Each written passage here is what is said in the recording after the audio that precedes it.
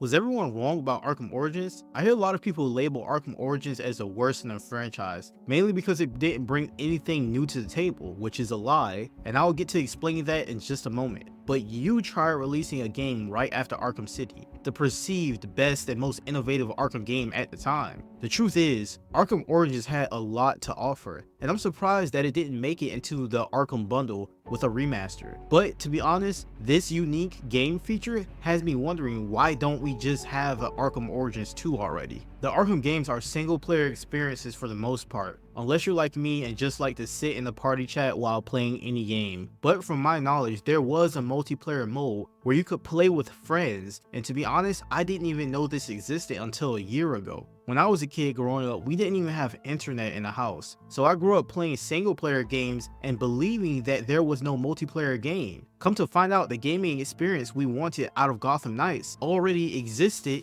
in Batman Arkham Origins. I'm not knocking Gotham Knights at all, it wasn't even an Arkham game, and it had its own great qualities. I just feel like that game was kind of abandoned by WB. It seemed kind of like it was either gutted or they simply just stopped putting content in it. I feel like if they put more content into that game, it would have done better. But the multiplayer from Arkham Origins doesn't look that bad, based on the videos that I've seen of it. I believe this was what people were actually expecting when we first got word of Gotham Knights being in the works. I believe with a little more polish and opening this mode outside of the arena and into an open world campaign could have made for a great game that people, including myself, would definitely buy. It's obvious to anyone that had they adopted a Batman and Robin or Batman and Bat Family storyline, it would have made for a great multiplayer experience. Technically, they did something like that in Gotham Knights, but they used a whole different fighting system that nobody really liked, except for maybe myself. I'm a big RPG fan.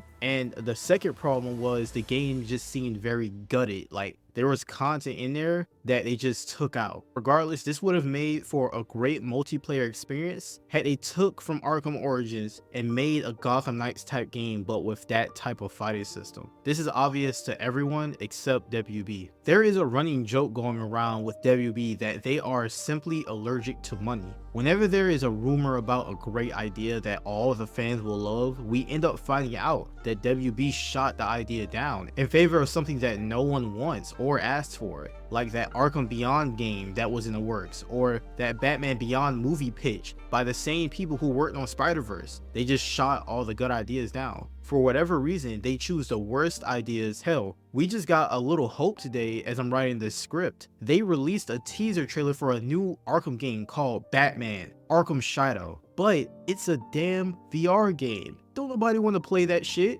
and it's only available on the MetaQuest 3. So they want you to spend $500 to play this game. Sounds like a cash grab if you ask me. But who am I, right? I could see if they released it on more VR headsets and if the VR was on the level of Ready Player One, but it's not. And to be honest, nobody really likes VR like that. I mean, I know I don't. Let me know if you like VR in the comment.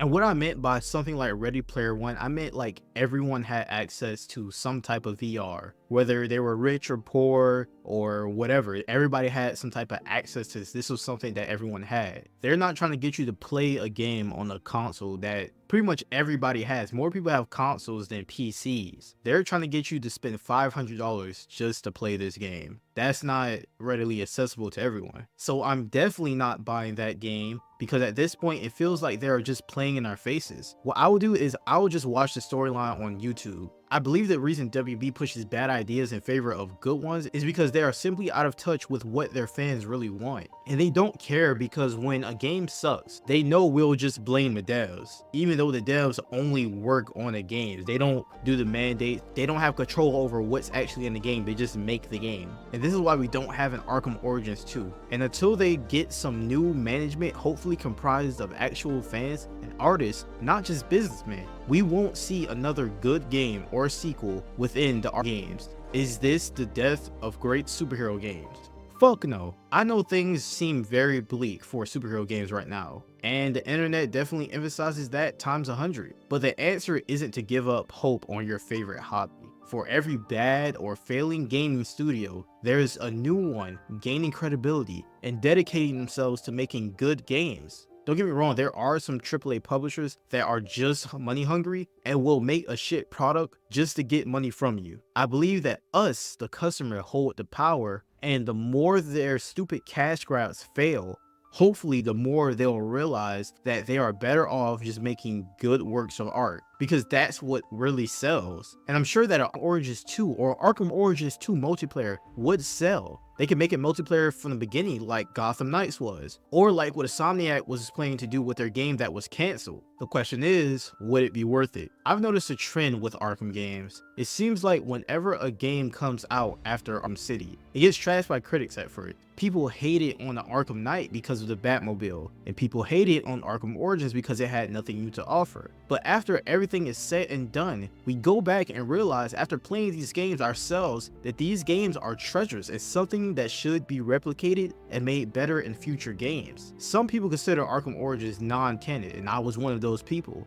until I started digging and realized that it is in fact canon. But let me know what you think in the comments. Where does Arkham Origins stand in the Batman Arkham legacy? Is it overrated or underrated? WB just hate Arkham Origins? Let me know. In my opinion, I think that Arkham Origins was a great game, although I never got a chance to experience that multiplayer. I'm really hoping that WB goes back to her roots when it comes to making games like that.